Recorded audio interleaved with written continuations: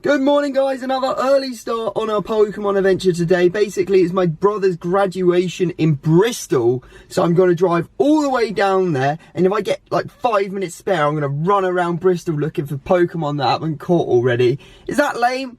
I don't think so. I flipping love this game. We caught so many Pokemon yesterday in the 2-part stint, so if you want to go back and watch it, make sure you do, and make sure you drop a like on this video if you enjoy. See you in a sec.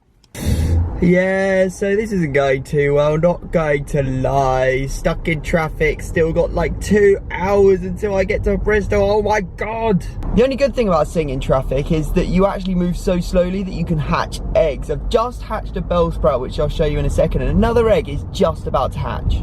Boys, the egg is hatching. What are we gonna find inside? Be something good. It's a 5k egg and it's a Sandshrew. We don't need that. We evolved our Sandshrew into Sandslash in the last episode. God dang it. However, here is the Bellsprout that we hatched from an egg. 485 CP, that is pretty special. And it's a brand new Pokemon as well that we hadn't had before. Okay, I've arrived in Bristol. Got myself suited up, of course, got to look good for the graduation in it. It only happened once in your entire life. So, as you can see, I've got Bristol behind me, just parked up the car in this multi-story, and now I've got like a 15-minute walk over to my brother's house, because this is the nearest car park apparently, and hopefully we're going to find some Pokemon along the way. Obviously Bristol is famous for Banksy, who's an artist, a street artist, so I'm guessing a lot of the Pokestops will be his works of art. Not gonna lie, this is not the day that you want to be wearing a suit. It is actually roasting. I found myself a decent Pokemon though. This is pretty cool. It is a Nidorino, so the evolved version of Nidoran. There you go. Oh no. Oh no. I think we're frozen. No, as if we're frozen. How has this happened? You stupid Pokeball. Someone is trying to take down this blue gym, so I'm going to walk up there and put something big in it, because at the moment it's only got a 200 Tentacruel in there, so we can back it up and help our team keep the gym for a little bit longer. So here's what's in there at the moment. I'm just going to add something that's decent. It's happening, boys. We're putting Flareon in there. That'll help us hold down the fort. Look at that. Now I'm a gym leader. Boys, childhood dream accomplished. There's a Gengar on my nearby. God damn this 3-step glitch, man. How am I ever supposed to track that down? I'd go and find it right now if I could. Now there's a Porygon on there too. What is this? This stupid 3-step glitch. Get out of the game. Oh my fucking god, literally as I said that, it's just spawned in front of me.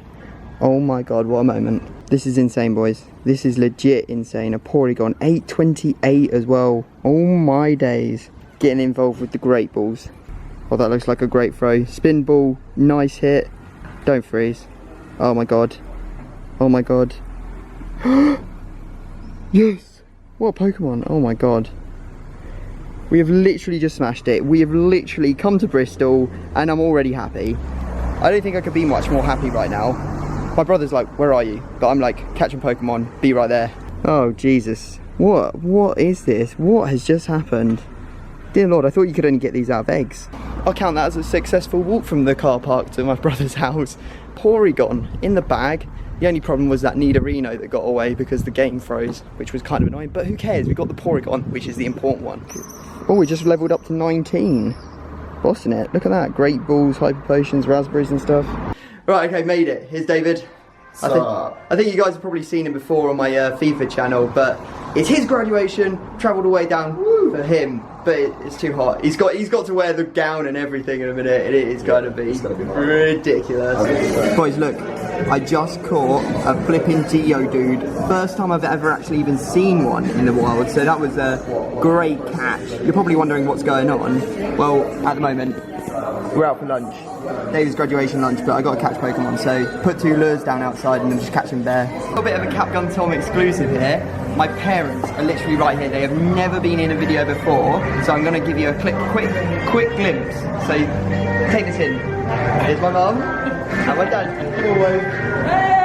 There we go. What a lunch spot, boys. This is the best place to have lunch. Look at this menu. Looks delicious. And 2 Pokestops right next to us, and a gym, which I took over. Gym leader. Right, lunch is done, and now we're pretty much legging it back to my brother's place, because lunch took way too long, and now we've got to be seated at his ceremony in 15 minutes, and he's got to go home, iron his shirt, and a whole load of other stuff. I mean, I'm still trying to catch Pokemon, but he's like literally gone up the road. Like, he's gone.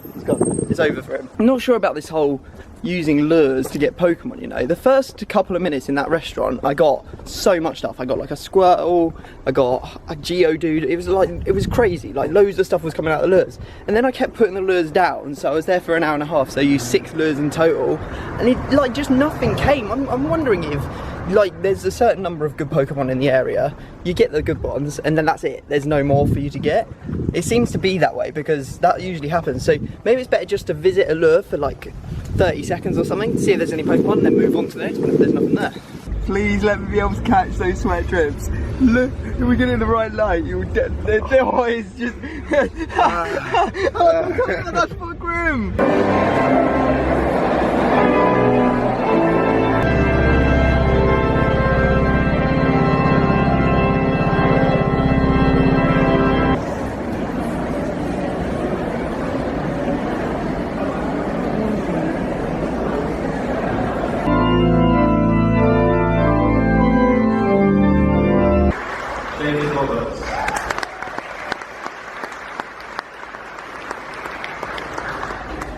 Cool, well the ceremony's done. David smashed it, got his first, very proud of him, did a really good job, and caught some Pokemon while we were in there as well. We managed to catch him a Chop, there was a Jigglypuff, there was that Onix. I didn't say much because I didn't want to be rude in the ceremony, but there was an Onix on the nearby and it never popped up for me. Also got a Jigglypuff, but the Machop was the main thing that came out of that, so pretty good. Honestly, I don't think I've ever been so hot in my entire life. Thank God I'm in the car, get some aircon on, drive home. It's a bit of a drive, but I've just been informed Finch and the Burnt Chip both might be going on a little Pokemon hunt today in Primrose Hill, and I have heard Primrose Hill is actually lit when it comes to Pokemon. There is so many, so what I'm going to do is head over there, basically stop off, hopefully they join me, and yeah, we'll be able to go on a massive quest and find more Pokemon. Okay, so on my way to Primrose Hill, I was coming past Regent's Park and I've heard it's really good in here for Pokemon. So what I did was actually pulled over, and the first Pokemon that popped up for me was Squirtle, which is pretty cool. So I caught him. He was a really low CP, but it doesn't matter. All I want is the Squirtle candies from him so that we can get Wartortle and Blastoise. And now I've just dropped an incense and a Caterpie's appeared. We love you, bro. Join the team. We want Butterfree. Get involved. Get involved. Oh yes, that's what I'm talking about. You know what, the others are going to be a little while before they get to Primrose Hill. Instead of walking around there on my own, I'm going to wait for them. What I'm going to do is I'm going to jump out of the car and actually head straight into the middle of the park, see if we can catch anything else. Boys, looking at the map, I think I'm going to go to the zoo at some point. Look at this thing. This is all within the confines of the zoo. There must be so many Pokemon in there. It's crazy. All of those stops.